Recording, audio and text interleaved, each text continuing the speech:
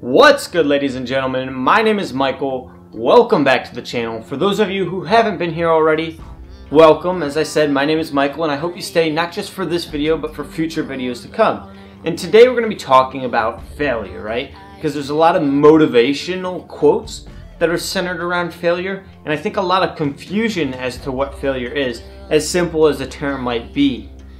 Failure. We hear sometimes, or at least I've heard, Michael, there's no such thing as failure. It's not a true fail. You can't actually fail. No. Failure. Success. Failure, success. Whatever that means to you, failure does exist. And another really common quote that we hear often is, failure is the stepping stone to success. Oh my God! Now that's inspirational. Failure is the stepping stone to success? Do you mean that every single time I fail, I get better? And this is where this video is centered towards, because I don't think this is the case, and I think that a lot of people get caught up on this. If you fail a test, if you break your back, if you lose your job, that does not mean that you're going to become better than you were before. So if you break your back, that doesn't mean you're going to be stronger when you get rehabilitated. When you lose your job, it doesn't mean you're going to get a better job. You might actually get a worse job or the exact same job. Failure can serve as the stepping stone to success, but there's some steps in between that this quote ignores and that people overlook, that happens behind the scenes, that the stepping stone isn't a step, right? It's not like the stairway to heaven in that someone just lays down a brick for you in the perfect fashion at the perfect place for you and says, here you go, take a step up. No, sir. This stone that you just found, let's say in the jungle, is just a stone, right? It's a stone. You don't know what to do with this stone. You know you can put it on the stairway, right, and step on top of it. But how? How do we get a better job? How do we heal our back? First, we have to identify the issue, and then two, we have to correct it. And those two things can only happen if you admit to yourself that there is a problem. This video is relevant in that recently I injured my lower back, right? I maxed out on squat, maxed out on incline bench, and then I face planted 2 backflips. That has put a lot of stress on my body. In these last few weeks, I haven't been able to get the tip-top performance like I was before. And I am getting frustrated with myself, but I'm using it as a tool to build on, right? Because failure you can use as, oh, it wasn't meant to be, this sucks, and go down the toilet. Or you can use it as a stepping stone, and this is where this quote originates from. Now, that's all I wanted to get done as far as the quote goes. For the rest of this video, I'm going to be showing you what I've been doing to rehabilitate my lower back. Now, I want to get out of the way right now that I am not promoting that you don't see a professional. A medical professional, of course, is the best person to see, but if you're old school or as hard-headed as I am, you might not want to see a medical professional unless it's already too late.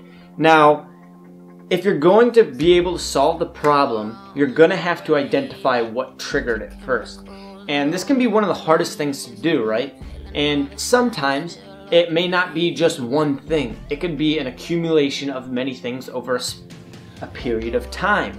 And we have to realize and recognize that there's, in an oversimplified way, 3 different types of injuries. There's skeletal, muscular, and nerve, right?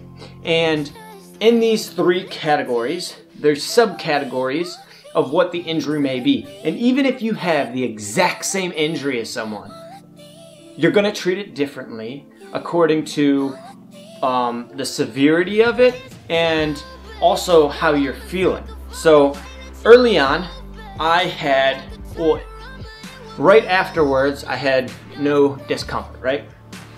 But gradually over time, I had more and more discomfort. I would find that when I would sneeze, my back would round, that would kill. That would hurt a lot. Also twisting motions. My back was extremely tight like a rubber band, and I did not like twisting motions at all. Both of those have recovered to about 100%. Now it's heavy compressions, where when I squat, my back gets really tight. So there's different things we can do, but like I said, and you already saw in this video, I have something I call the cat and mouse. I'm not really sure what to call it, so I'm gonna call it the cat and mouse. It's where you hyperextend your back and then you get up like a cat. I really don't know what to call it. Well, scared cat, lion cat, I don't know. Whatever you wanna call it. Second thing is obviously the movement itself. So, if you wanna become better at the squat, you have to squat. And early on, this was not attainable for me.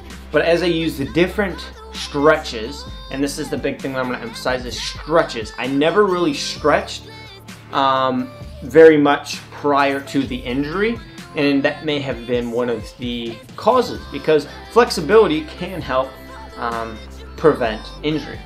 So squats, if you can't do it with just what you used to do it with just the bar. If you can't do it with the bar, do it with PVC pipe, or in this case, what I use, which is cardboard. If you can't do that, use an air squat. Also, posture. Posture is going to help a lot. Not just how you sit, because it's the way you want to be portrayed, but also how you stand, how you walk, how you run, how you do everything, right? And I found that when you do carry yourself in an upright manner, it's going to keep you a lot more awake, which is a good thing for those of you who may find yourselves drowsy more than you would like. And then the last one is this, I believe it's called the scorpion, and that helped with the twist. You have to be gentle. I can't emphasize this enough. You have to be gentle with your body and gradually work with it, right? The worst thing I think you could do is being too aggressive in your rehabilitation approach, and I know it can be frustrating, but it's going to take time. Time, I believe they say something like, time is the great remedy, or time heals everything, right? So that's all I got for this video, guys. If you did enjoy it, be sure to smash that thumbs up button and share it with your friends. Also comment down below what you would like to see in the next video, and I will see you guys in the next. Peace. I'll leave.